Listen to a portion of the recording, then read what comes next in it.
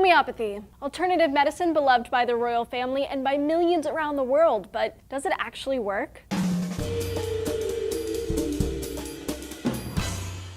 Hi guys, Julia here for D News. Homeopathy, a very contentious form of alternative medicine practiced by millions all over the world. The National Health Service in the UK spends about £4 million a year on these kind of treatments, and some estimates place that number as high as £11 million, so it's more than just a fringe movement. In fact, even the royal family seems to be fans. The Queen's physician, Peter Fisher, recently called for more people to use it. He says that it's safe, popular with patients, improves clinical outcomes without increasing costs, and reduces the use of potentially hazardous drugs, including antimicrobials.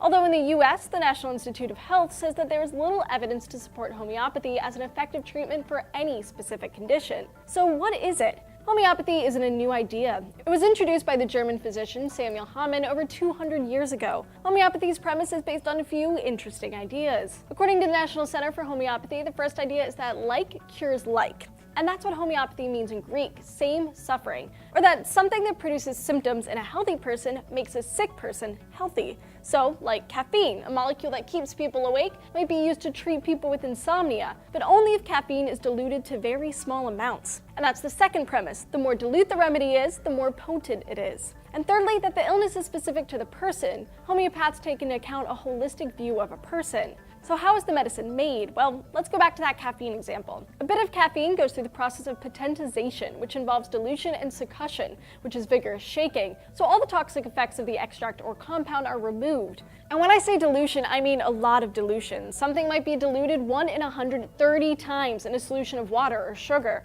Medicine doses are based on the centesimal or C scale. A 2C dilution requires a substance to be diluted to 1 part in 100, and then some of that mixture being diluted again to 1 part in 100. So basically you wind up with 1 part of the original substance in 10,000 parts of the solution. And so on and so forth. This process can be repeated. Basically, the plant or animal extract is so diluted that there's almost no molecules of it left. And according to homeopathic theory, the more diluted it is, the more potency it has. Homeopaths believe that water retains the memory of that extract. The idea is that after each dilution, the extract in water, sugar, or whatever the solution is, goes through succussion, which activates the vital energy of the extract. Okay, so that's basically the whole process in a nutshell, but what does the science say about it? Well, one study published in the journal Rheumatology found that homeopathy helped arthritis patients over the course of 6 months when added alongside conventional medicine. But it was because of its unique consultation process. Basically, homeopathy treats the patient, not just the symptom, so it's really the one-on-one patient-focused appointments that helped, not the homeopathic medicine.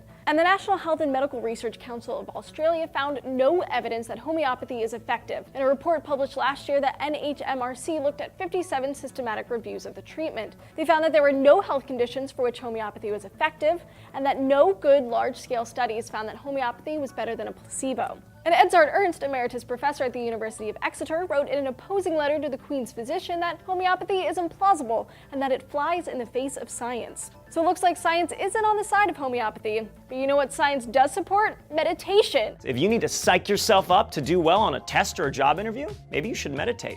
And when you need to calm down after, a different kind of meditation can bring you back down again. So what do you all think? Is homeopathy hocus pocus or just misunderstood? Leave your thoughts down in the comments below. Don't forget to hit those like and subscribe buttons and keep coming back to D News. We've got new episodes every day of the week.